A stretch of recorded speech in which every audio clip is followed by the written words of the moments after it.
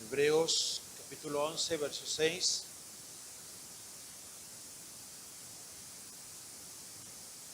Hemos estado viendo el tema de la importancia de creer.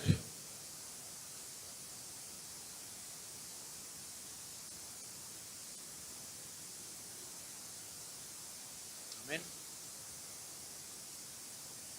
Todos juntos dice su palabra así: pero sin fe es imposible agradar a Dios, porque es necesario que el que se acerca a Dios crea que le hay y que es galardonador de los que le buscan. Vamos a leerlo una vez más y vamos a leerlo todos y vamos a leerlo con el entendimiento. ¿Les parece bien? Dice una vez más la palabra del Señor: pero sin fe es imposible agradar a Dios, porque es necesario que el que se acerca a Dios crea que le hay y que es galardonador de los que le buscan. Amén. Ahí en su lugar me gustaría que levante su mano derecha conmigo, por favor. Y si quiere hacer esta oración conmigo, hágala. Señor Jesús, yo sé la importancia de la fe. Quiero creer, ayúdame a creer y que tu palabra me enseñe a creer. Amén. Hoy en estos tiempos, en estos días, hace falta fe, creer.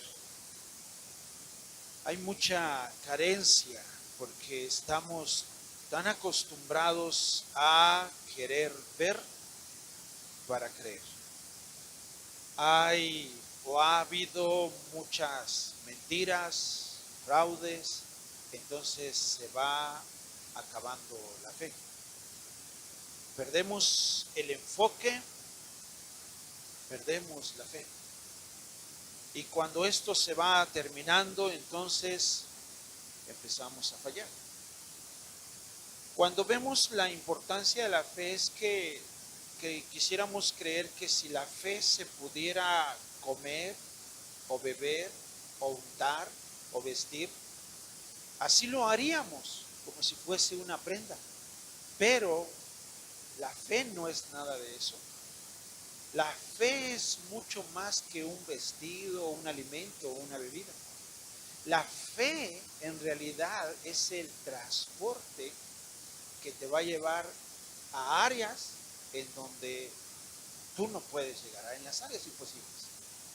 Como ser humano, tú puedes hacer y llegar a ciertos lugares, pero la realidad es que con la fe podrás ir a lugares que tú jamás podrás ir. Por eso, cuando hablábamos de las 3 clases de creyentes, es poder entender y evaluar nuestra fe.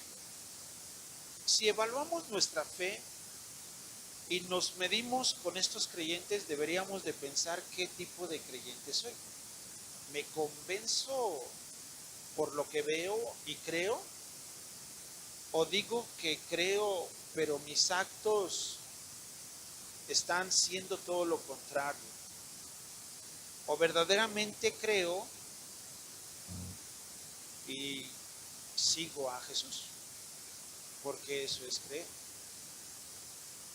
Cuando Cristo le dijo a Pedro, lo vimos la semana pasada, que Satanás lo quería zarandear como al trigo, ¿usted sabe esa historia? Dice que Jesús le dijo a Pedro que después de que él fuera zarandeado como trigo, él tenía que regresar y confirmar a sus hermanos. Esto tenía que ser porque cuando una persona es escogida para ejercitar su fe, tiene que darle ahora la confianza a los demás que sí se puede. Tuvo que ser Pedro el escogido para zarandearlo, para que él vaya con sus hermanos y decirles si se puede. Recuerde que cuando Jesucristo llegó, cuando él resucita, él va a visitar a los discípulos, pero no estaba Tomás. Cuando vuelve a regresar Jesús a visitarlos nuevamente, ya estaba Tomás. Pero lo que hace Jesús aquí es llegar directamente con Tomás y decirle que él tenía que creer sin ver. No tenía que convencerse por lo que veía. Entonces, cuando nosotros nos convencemos por lo que vemos, somos creyentes convencidos. Pero la realidad es que Jesús dice, más bienaventurado o más dicha o felicidad es aquel que no lo ve, pero lo cree. Por eso no necesitas ver a Dios para creer en Él. Y no necesitas ver lo que Él te va a dar, sino creer que Él te lo dará. Y punto. Pero cuando dudamos de Él, de su poder, es imposible agradar a Dios.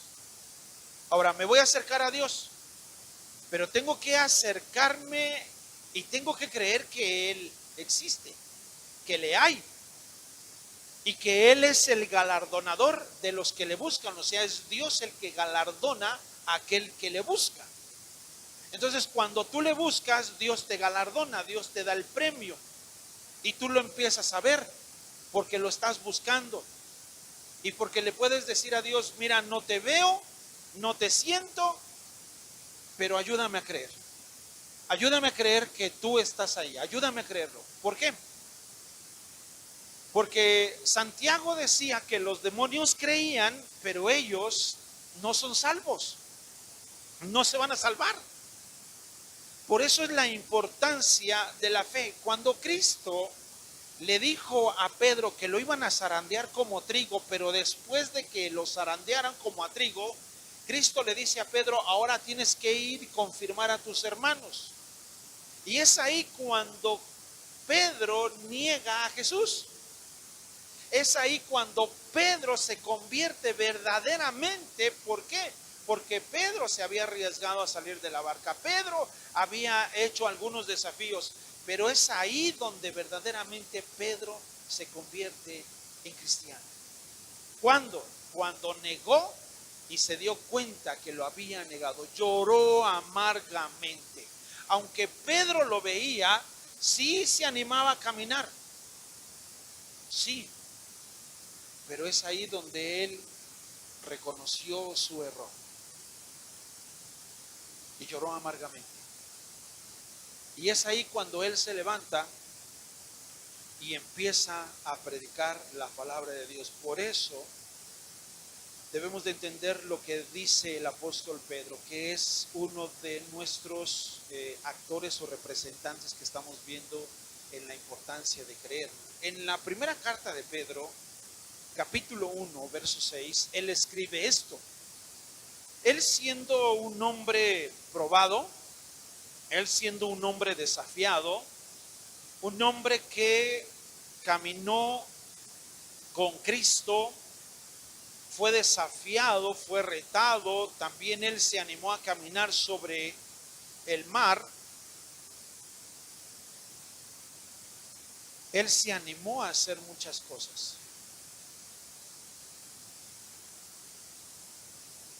¿Lo tiene?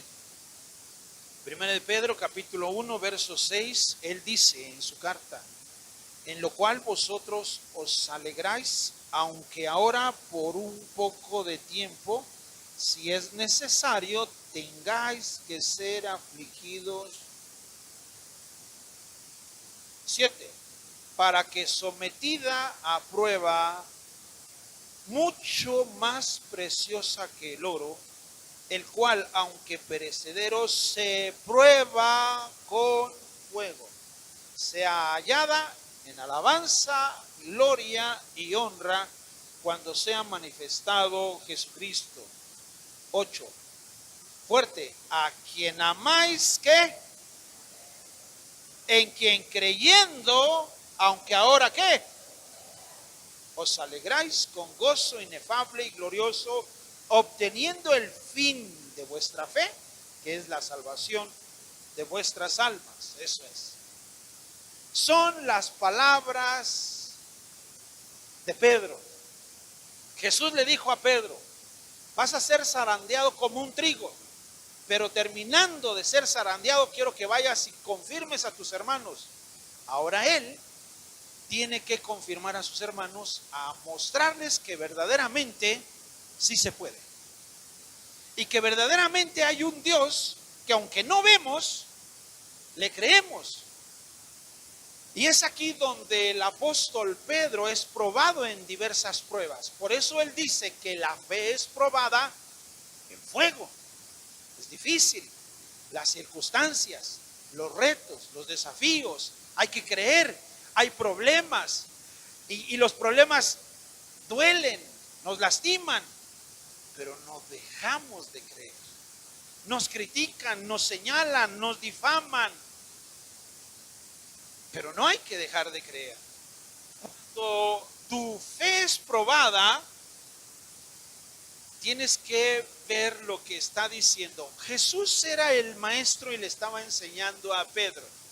Pedro se gradúa y ahora él le enseña a la iglesia. Y él dice en su carta que la fe dice que tiene que ser hallada. Verso 7, en el verso 7 dice que la fe tiene que ser hallada, a ver, en 3 áreas. ¿En cuáles áreas son? Tiene que ser hallada en alabanza, gloria. Eso es, una vez más, a ver, repítalas por favor. Alabanza,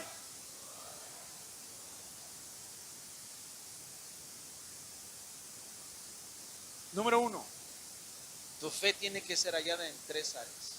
Alabanza. ¿Qué significa esto? Que tiene que ser reconocida tu fe, tiene que ser reconocida en público y delante de Dios. O sea que la tiene que elogiar la gente y Dios, porque eso es alabanza. La alabanza es el reconocimiento de méritos o cualidades de una persona cuando hace o dice un discurso o hace algo. Eso es alabanza. Yo reconozco, ¿verdad?, tu gran trabajo, tu gran labor. Eso es alabanza. Cuando tú elogias algo de alguien, una carrera, te felicito por haber terminado tu universidad, te has graduado, felicidades. Eso es alabanza, ¿no? Eso es un elogio, esa es la forma de elogiar a alguien. Entonces, cuando tú tienes fe y puedes creer que lo puedes lograr, se elogia. Me voy a casar, felicidades, se te elogia, porque estás tomando una decisión correcta, ¿cierto? Por eso se elogia, eso es alabanza. En la fe, cuando tú haces algo por fe, dicen: wow, este hombre, esta mujer es de fe, porque es la forma de elogiarlo. Ahora, cuando usamos estos términos, estas 3 áreas, tenemos que ver la gloria. ¿Qué es gloria? ¿Qué es gloria? La definición de gloria es esplendor.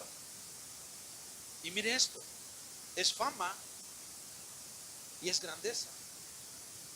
Y dice el apóstol Pedro que tiene que ser entonces, ¿qué? Ser hallada la fe en gloria. ¿Cómo es esto?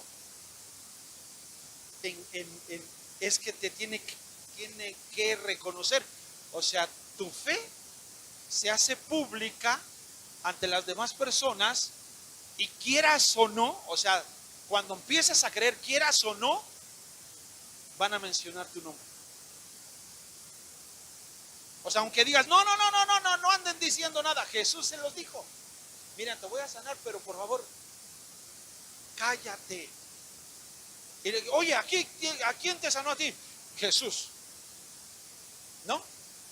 Jesús me sanó. Y entonces cuando tú haces algo, aunque no quieras que se publique o se declare, va a haber alguien que lo va a decir. ¿Por qué? Porque eso es normal. Ah, si ya les dije que no anden diciendo o publicando, pero va a suceder. Entonces la fe, por más que la quieras ocultar, se va a ver. Primero es muy pequeña, después crece, después dice la Biblia que se hace un árbol, después vienen las aves y lo anidan. Entonces es imposible que tu fe no crezca. Cuando tú tienes este desafío de acuerdo a lo que hizo el apóstol Pedro, ¿qué fue lo que hizo el apóstol Pedro en su primer discurso? ¿A cuántos ganó?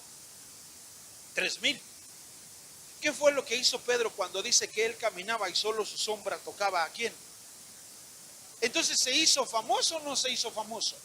Sí, tráiganlos a quién, a Pedro. Pero es que no los traigan a mí, es que es inevitable. ¿Por qué? Ahora el poder de Dios está en ti, va a estar en ti, y entonces te van a mencionar quieras o no. O sea, la sola presencia de Dios en tu vida se va a notar porque estás creyendo en Él. Así. Entonces tu fe tiene que ser hallada en alabanza, en gloria. ¿Y en qué más? En honra. Diga conmigo, honra. Eso es, la honra es realizar una prueba pública de respeto, admiración y estima hacia la persona. Se honra a aquellas personas que creen.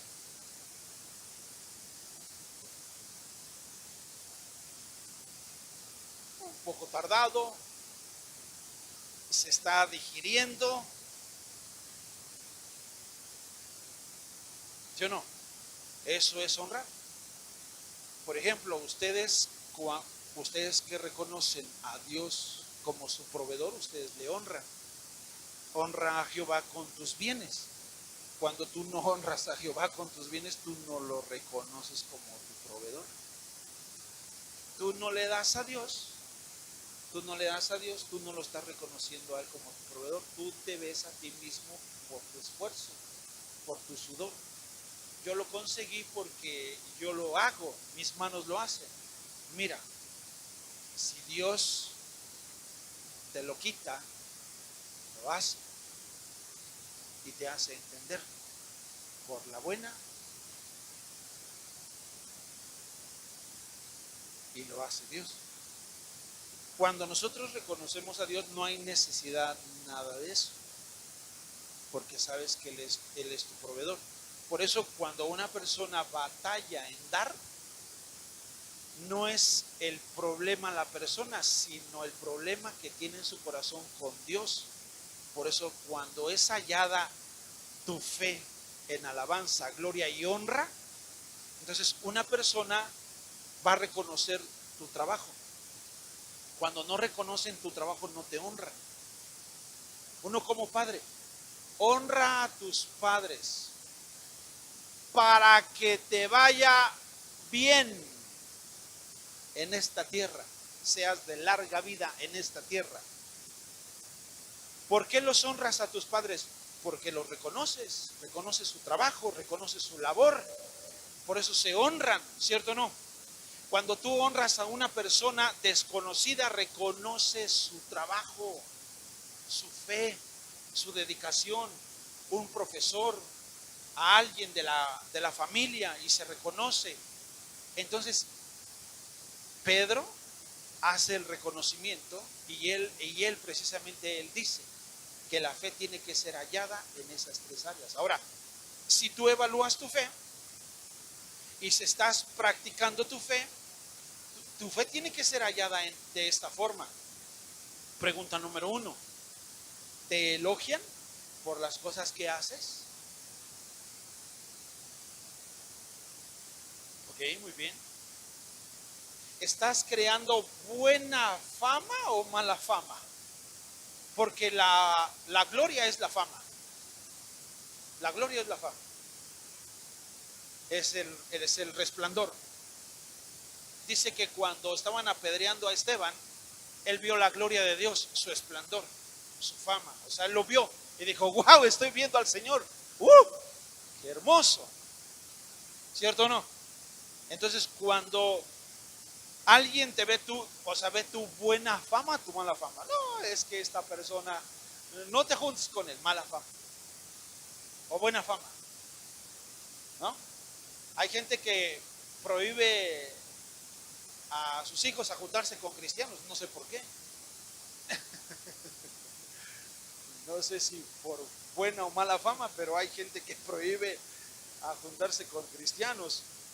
Entonces, ahora, quiero que también aprendas que la fe tiene 3 enemigos. Tú tienes que aprender a creer. La fe es algo que se tiene que ejercitar, pero tienes que saber que la fe tiene sus enemigos y tiene 3 poderosos enemigos. Uno de ellos es el miedo, otro de ellos es la duda y otro de ellos es la desobediencia.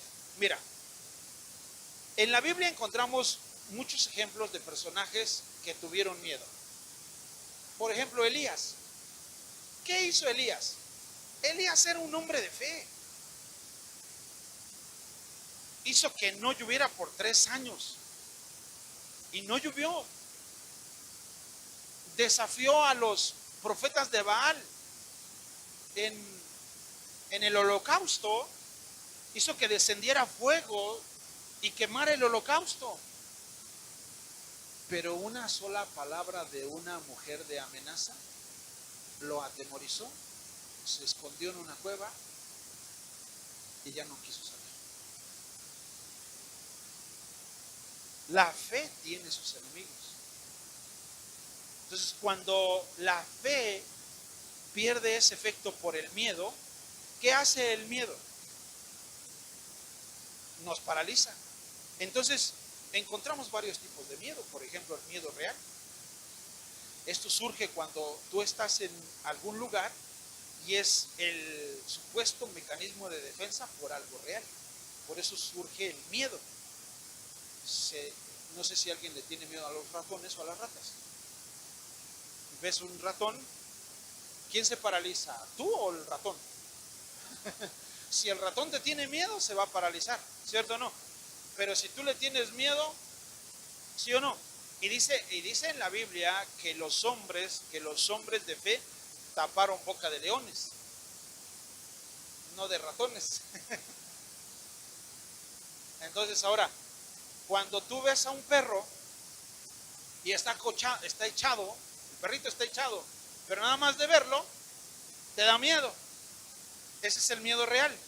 Ahora, pero también hay un miedo irreal o irracional que surge a través de la mente. Y hay personas que llegan a tener miedo irreales, que no existen. Incluso la Biblia dice que huye el impío sin que nadie lo persiga. Tienen miedo, ven sombras, oyen voces y les dicen, es solo su imaginación. Bueno, todo depende de qué esté viendo o oyendo también. Si está escuchando a Judas Priest, ¿verdad? O a Black Sabbath, o a Ozzy Osbourne, o a Motley Crue, pura música pesada de los años, bueno, a los Rolling Stones, ¿verdad? Ya están viejitos, pero son satánicos. Número 1, Led Zeppelin. Pues hay que tener mucho cuidado con lo que escuchamos, ¿ok? Entonces, el miedo normal, el miedo patológico, el miedo social, el miedo físico, el miedo al compromiso, el miedo a ser descubierto, el miedo al fracaso, el miedo a la soledad, el miedo a la vejez, el miedo a la muerte, y entonces el miedo puede presentarse en cualquier momento. Si tú no tienes la fe y se te presenta el miedo, entonces, ¿qué le pasó a Pedro? Se empieza a hundir. Entonces ahí es lo que tenemos que entender. Enemigo número 2, la duda. Ahora, ¿qué opina Jesús acerca del miedo? Marcos 5:36. ¿Qué opina Jesucristo acerca del miedo? ¿Qué opina? ¿Qué dice él? Lo tienen, Marcos 5:36. Pero Jesús, luego que oyó lo que se decía, dijo al principal de la sinagoga. ¿Qué le dijo? Cree solamente. ¿Y qué estaba pasando con este principal de la sinagoga? ¿Qué le estaba pasando? Su hija se estaba muriendo. No, su hija había muerto. Ya no molestes al Señor, tu hija ya se murió. Ya se murió. ¿Qué se puede hacer cuando una persona muere? Ya nada. Ya nada. Entonces aquí es donde Jesús le dice a Jairo, porque es Jairo, ¿no? Y le dice, oh, lo siento mucho, Jairo, se murió tu hija, ya no puedo hacer nada. Discúlpame, Jairo. ¿Qué le dijo Jesús a este hombre principal? ¿Qué le dijo? ¿Usted más cree? Ahora, eso es fácil para el que es maestro de la fe, ¿cierto o no? ¿Cierto o no? Tú relájate. Mira, yo voy a resucitar al tercer día. Es más, yo resucité a Lázaro, voy a resucitar a tu hija. O sea, la frase fue simple, ¿no? Fue simple. No temas, no tengas miedo. Solo cree. ¿Qué le hubieras contestado tú? ¿Qué le hubieras dicho si hubiese sido Jairo? ¿Qué le dices? Sí, porque a ti no te duele. No es hija. Y Jesús, no, mira, no tengas miedo, solo cree. No.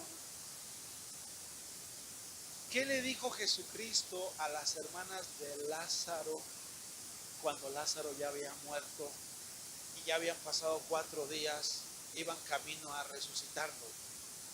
Y Marta y María estaban desconsoladas e incrédulas, y Jesús les dijo, no te he dicho que si crees,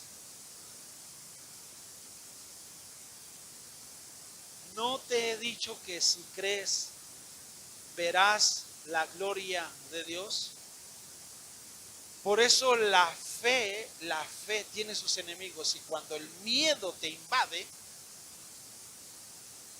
te empiezas a hundir, empieza a crear dudas. La duda es el segundo enemigo de nuestra fe y que nos va a hacer retroceder, titubear. Vamos a ver algunos personajes muy famosos dentro de lo que es la sociología, psicología. ¿Qué opina, por ejemplo, Platón acerca de la duda? Platón prácticamente él dice que es algo que emerge algo con claridad, procediendo a través de preguntas orientadas, que es posible sacar a la luz la verdad interior del hombre. Así pues, una vez alcanzada la verdad, la duda queda anulada, dando paso a más dudas. Eso es lo que dice Platón acerca de la duda. La duda puede ser aclarada por una verdad, pero cuando se aclara esa verdad, se generan más preguntas, más dudas. Y cuando empiezas a preguntar, solo son dudas. Y siempre van a haber lagunas de dudas en mucho creyente.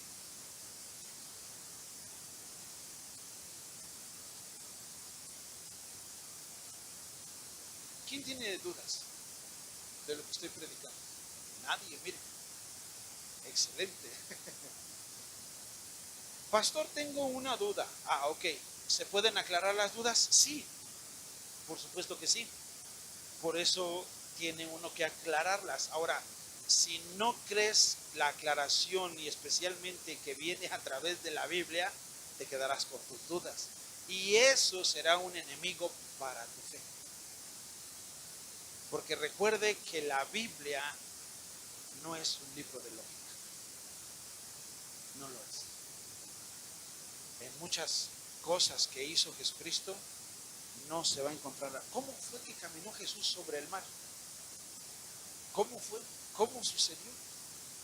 Y hay muchos que empiezan a decir que hizo, que deshizo, que andaba en una tabla y bueno. Ahora, ¿qué dice Aristóteles acerca de la duda? Bueno, él dice que mientras que el sabio duda, dice que es mejor dudar para ser sabio y reflexionar. Para llegar a ser sabio es necesario aprender a ser interrogantes, razonables, a escuchar con atención y a responder serenamente y a callar cuando no hay nada que decir acerca de la duda. Pero vamos a ver qué dice Santiago acerca de la duda. A ver, ayúdeme a buscar Santiago 1:6, por favor.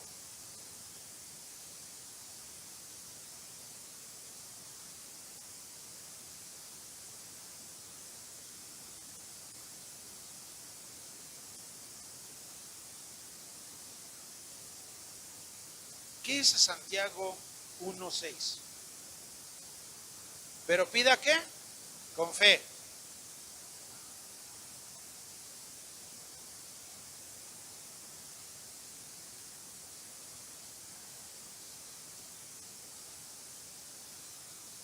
Entonces, ¿hay espacio aquí para la duda? No lo hay. No lo hay. Si nosotros aprendemos a pedir con fe, creyendo que lo recibiréis, así será.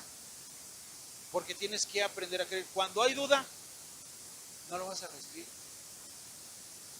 No lo recibes porque hay duda. ¿Por qué no lo puedo recibir? Porque estás dudando.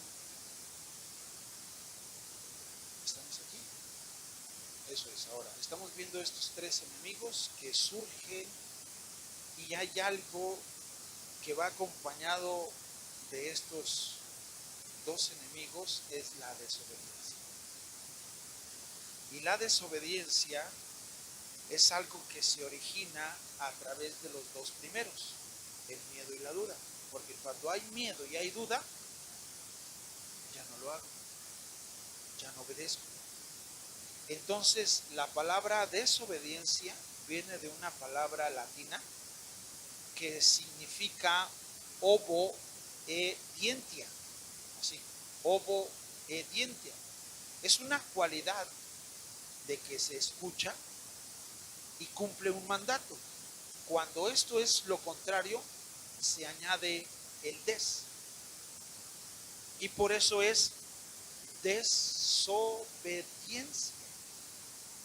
Porque cuando la actitud es contraria al mandato, a la obediencia, es porque no lo estoy creyendo. Ejemplo, en Romanos 8:7 nos enseña esto. Mire lo que dice Romanos 8:7. ¿Por qué se activa el miedo, la duda y la desobediencia a la vez? ¿Por qué? Porque Romanos 8:7 dice, porque por cuanto los designios de la carne son enemistad contra Dios. O sea, es una contra. Entonces, el miedo y la duda se originan ¿dónde? En la carne. O sea, el miedo y la duda se originan en la carne. La misma desobediencia se origina en la carne. Y esto se hace enemistad contra Dios. ¿Qué es enemistad contra Dios? chocan.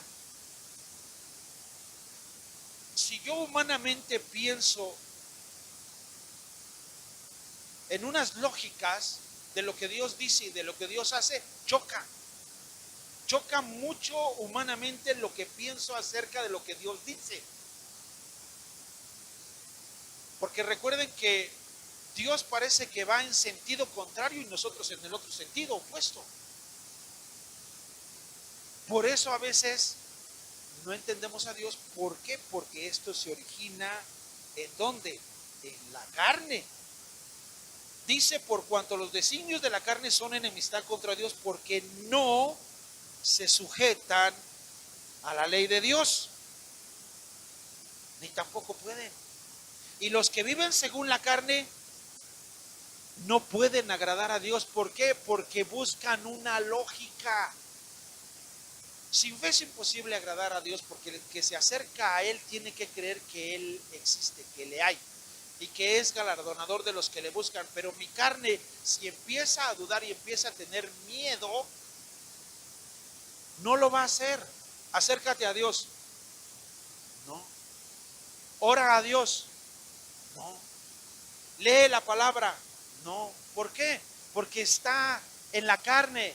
Hay miedo, hay duda, tiene la inseguridad, no va a obedecer. ¿Por qué? Porque es la carne la que lo ha controlado, y entonces ahí está el miedo, la duda y la desobediencia, y le va a costar trabajo. ¿Qué es lo que le sucedió a este hombre que dijo ayuda a mi incredulidad? Lo estaba atacando la duda. ¿Por qué se hundió Pedro en el mar? ¿Qué le dijo Jesucristo a Pedro? ¿Por qué dudaste? Ibas caminando bien, ¿por qué dudaste? Ibas bien, cristiano, ibas bien. Ibas bien. Y cuando dudas, y cuando el miedo te invade, te empiezas a hundir. Porque ya no vas a obedecer por el miedo o la duda, porque has dejado que tu carne te controle. Por eso la desobediencia se actúa. ¿Qué sucede? ¿Qué sucede a los que no obedecen? ¿Qué sucede? Romanos, ahí mismo en Romanos, capítulo 2, verso 8. ¿Qué sucede a los que no obedecen?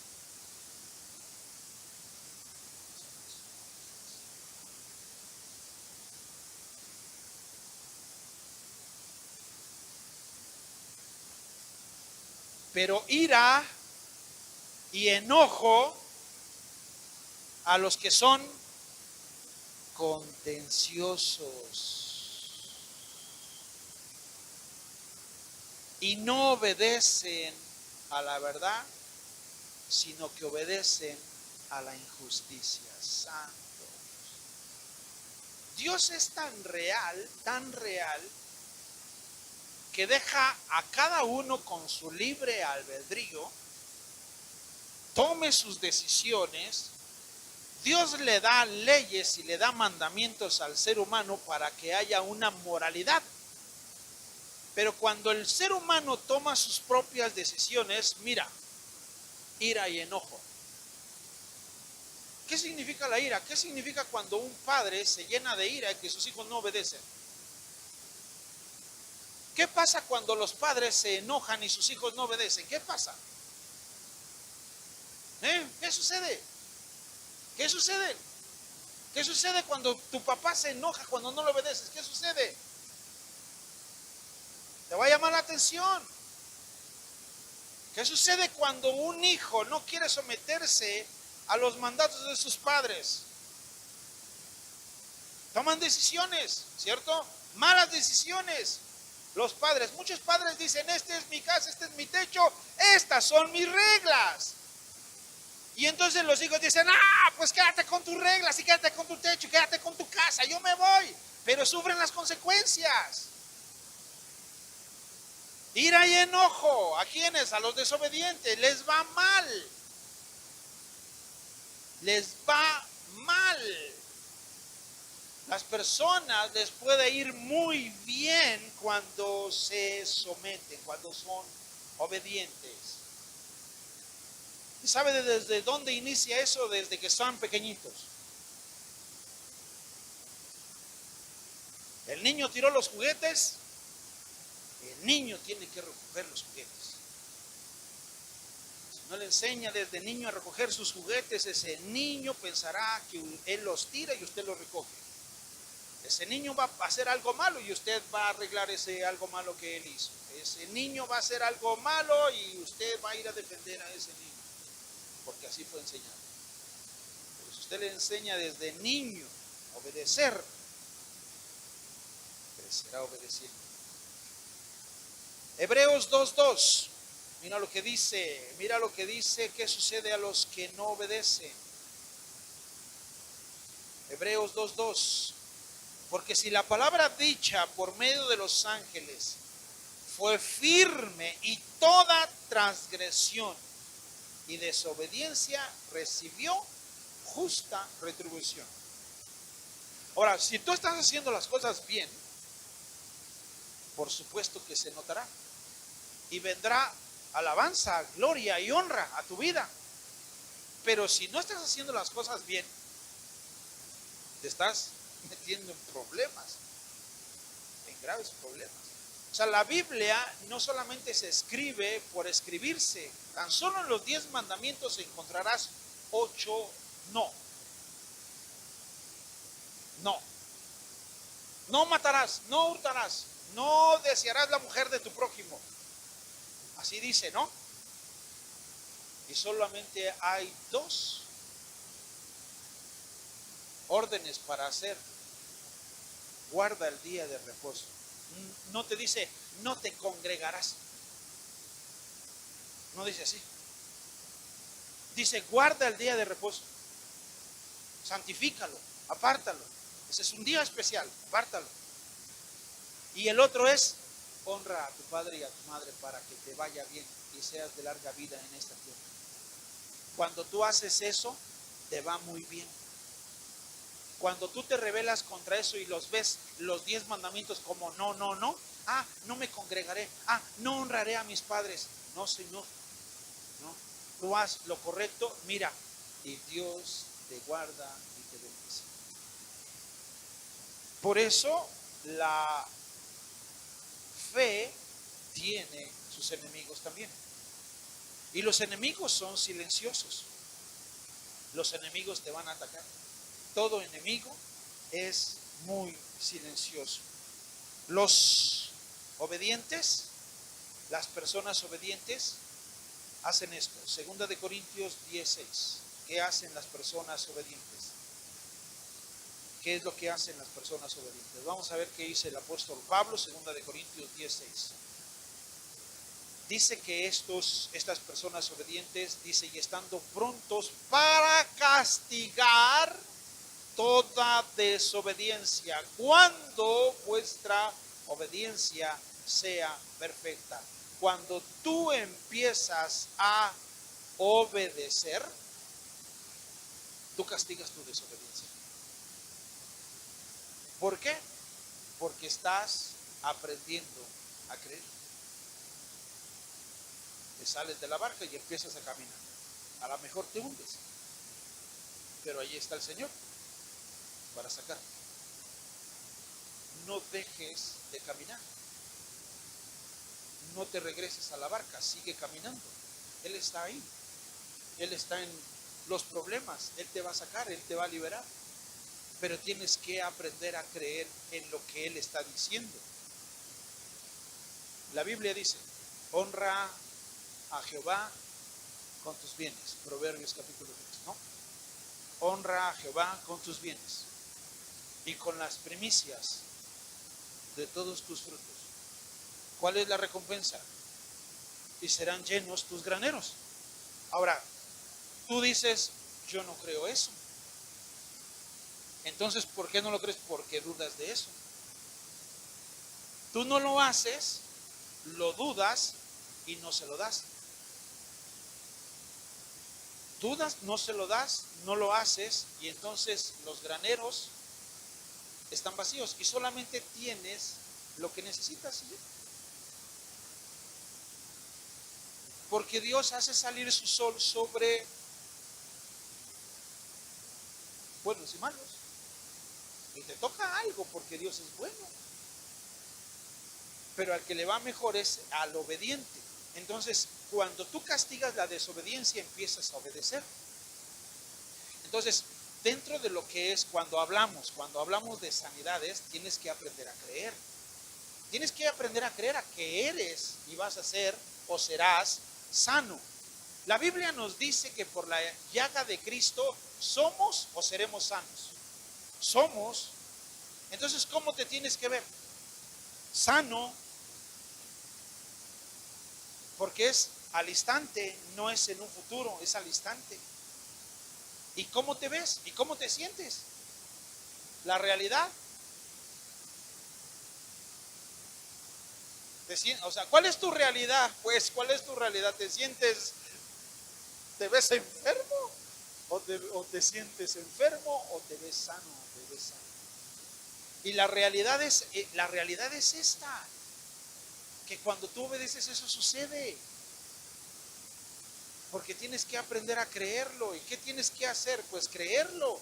Porque Jesús le dijo a este hombre principal, no dudes, no tengas miedo, solo cree.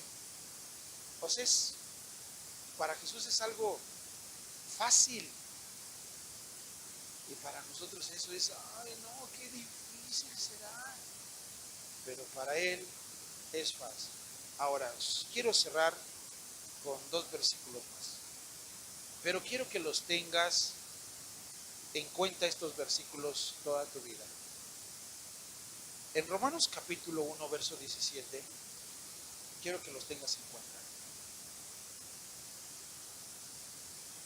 Romanos capítulo 1, verso 17, nos dice, porque en el Evangelio la justicia de Dios se revela por la fe y para fe.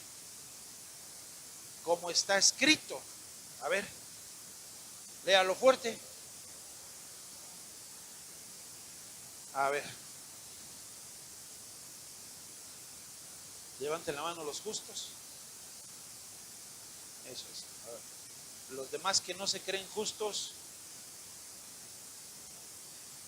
van a decir, yo no soy justo, por eso no vivo de fe. Por eso por eso nuevamente la carne te va a hacer pensar que eres una persona pecadora. La carne te va a hacer creer que sigues enfermo. La carne te hace ver que todo esto es imposible. No es cierto, mira, están bien locos. Ahí se reúnen. ¿Quién sabe a quién le canten? No hay nadie. Porque así dice la gente, Y al pastor es al que le llevan los diezmos, es al pastor. Y entonces el miedo, la duda, la desobediencia te hace trabajar en tu carne. Todo eso es en la carne.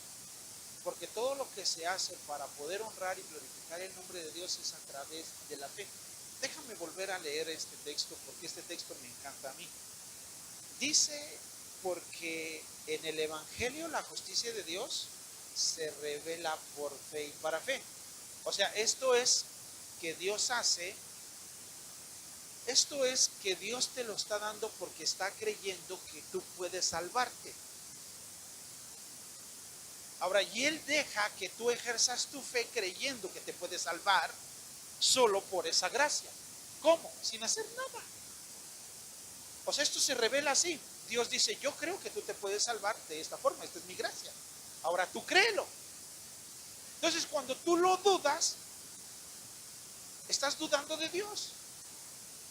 Estás dudando de Él, como si, pues es que Dios no existe. Entonces, no estás creyendo en esa salvación. En esa salvación que te llevará a la eternidad. No la estás creyendo. Y cuando no crees en eso, no vas a creer en lo demás. Por eso dice, escúchalo bien, por eso dice, como está escrito. Porque está escrito. Porque hay algo que lleva una escritura, como decimos los mexicanos, papelito habla. Y como está escrito, dice, escúchalo bien, dice, mas el justo por la fe vivirá. No dice, amados hermanos, no dice que el justo de la fe vivirá. ¿Sí? No sé si me doy a entender. Eso es. Yo quiero que usted aprenda a creer, porque usted va a ser el beneficiado, usted va a ser el bendecido. Yo no vivo, amados hermanos, de su fe. Entiéndalo, yo no vivo de su fe, yo vivo de mi fe. Yo vivo de creer. Él es el que me da, Él es el que me bendice, es Él. No me está diciendo a mí la escritura, el pastor de la fe vivirá. Dice, el justo por la fe vivirá. O sea, vivirá creyendo que el Señor le prosperará, creyendo que el Señor le llevará a casa, le llevará al cielo, creyendo que el Señor le dará esa sanidad que tanto está buscando, que tanto está esperando. Esa mujer que traía flujo de sangre viró a Jesús y dijo esa mujer, si tan solo toco el manto de Jesús, seré sana. Así lo dijo ella. Tocó el manto de Jesús y fue sana. Y Jesús dijo, ¿quién me ha tocado? Todos lo tocaban, pero solo una de ellas tuvo fe. Cuando tú te acercas a Jesús y dices, voy a tener esto porque creo en Él, lo obtendrás. Aunque muchos estén cerca de Jesús, no lo van a tener porque no creen.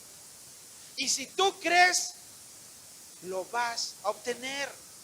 Por eso cierro con Tito 1:16, porque es el texto que te tiene que abrir el panorama para cuidar de tu buen testimonio, de tu buena vida como creyente. No puedes salir al mundo y decir que crees en Dios y manifestar con tus obras otra cosa.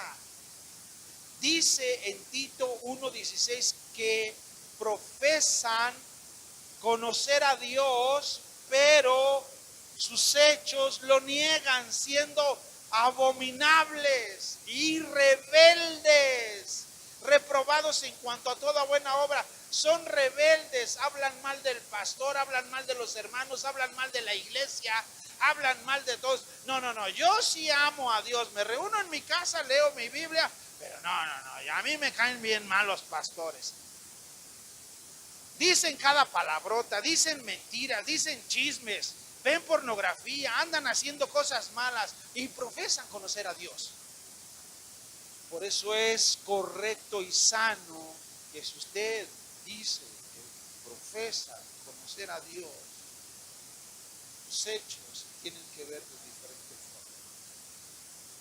Son los hechos los que demuestran verdaderamente tu fe. Por eso, ¿crees en Dios? Créele de todo corazón. Créele y obedécele. No dejes que el miedo y la duda te invadan. Cuando el miedo y la duda te invadan, entonces tú vas a titubear para seguir adelante. Vas a titubear para obedecer. Cuando Dios te diga que hagas algo, lo vas a titubear porque vas a pensar carnalmente, humanamente. Pero recuerda, esto se trata de creer. Se trata de creer. Créelo para que suceda. Créelo. Arriésgate. Sal de tu barca. Sal de tu barca. Da los primeros pasos. Quizás te hundas. Quizás lo. Pero recuerda, húndete con estilo. Deja que el Señor te rescate. Deja que lo haga. No tengas miedo. Amén. Vamos a ponernos de pie. Vamos a darle gracias al Señor. Amado Dios, te damos a ti la gloria y la honra. Muchas gracias, Señor, por tu palabra. Ayúdanos, Señor, a seguir creyendo en tu gracia y tu verdad. Gracias por tu amor, gracias por tu misericordia. Queremos, Señor, seguir creyendo en tus maravillas. Lo que tú estés haciendo en cada uno de nosotros, lo que tú estés haciendo en tu iglesia, en cada familia, en cada persona, en cada varón, en cada mujer. Señor, que esa fe se pueda perfeccionar. Que esa fe, Señor, pueda seguir adelante. que ellos, Señor, puedan seguir creyendo en tu gracia, en tu amor, en tu misericordia, y que puedan creer, Señor, que tú eres el proveedor, que tú eres el sustentador, que tú eres su sanador, y que ellos siempre pongan su mirada en ti, Señor. Quiero ponerlos en tus manos, Señor, creyendo, Padre Celestial, que eres tú el dador de toda buena dádiva, de todo don perfecto, Señor. Creo, Padre Celestial, que eres tú el que vas a sustentar a cada familia. Señor, te doy a ti la gloria. Gracias, Señor, por amarnos. Gracias, Señor, por demostrar tu amor al enviar a tu Hijo Jesucristo a morir por nosotros en la cruz. Gracias, Señor. Gracias, Padre, porque has enviado a tu Hijo Jesucristo para perdonar nuestros pecados, nuestras rebeliones, nuestras desobediencias. Hoy queremos obedecer tu palabra, Señor, y queremos hacer a un lado el miedo, la duda, la inseguridad, Señor. Queremos aprender a salir de la barca y caminar hacia ti, andar contigo, Señor. Gracias, Padre, porque siempre estás ahí para tomarnos de la mano y rescatarnos en cada momento, Señor, que tomamos decisiones incorrectas. Bendice, Señor, a cada joven, a cada niño. Bendice tu iglesia, Señor, cada familia y matrimonio, Señor. Bendícenos. A ti sea la gloria, amado Señor, en el nombre de Cristo Jesús. Amén. Amén.